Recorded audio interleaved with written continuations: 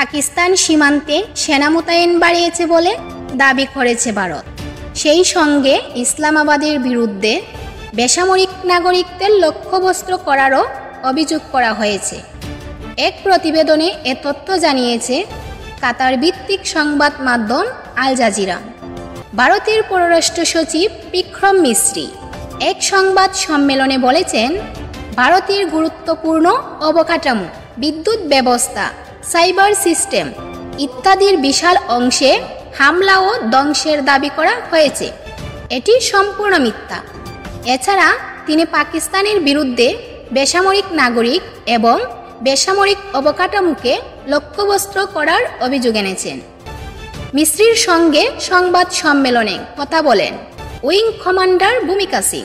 তিনি বলেন, পাকিস্তানের সেনাবাহিনীকে তার সৈন্যদের এগিয়ে নিয়ে যেতে দেখা গেছে। এটি পরিস্থিতি আরও খারাপ করার জন্য আক্রমণাত্মক অভিপ্রায়ের ইঙ্গিত দেয়। ভূমিকা সিং আরও বলেন, ভারতীয় সশস্ত্র বাহিনী অপারেশনাল প্রস্তুতির উচ্চ পর্যায়ে রয়েছে। উল্লেখ্য, গত 22 এপ্রিল ভারত শাসিত কাশ্মীরের পেহেলগ্রামে বন্দুকধারীদের হামলায় 26 জন প্রাণ হারায়। এই হামলার দায় পাকিস্তানের ওপর চাপিয়ে মঙ্গলবার দিবাগত রাতে দেশটিতে অপারেশন সিঁদুর নামে ক্ষেপণাস্ত্র হামলা চালায় ভারত। এতে পাকিস্তানে বেশ কয়েকজন হতাহতের ঘটনা ঘটে। ভারতের সেই অভিযানের পাল্টা জবাব হিসেবে গতকাল শুক্রবার রাতে অপারেশন বুলিয়ান উল মাশরুস অভিযান শুরু করেছে পাকিস্তান।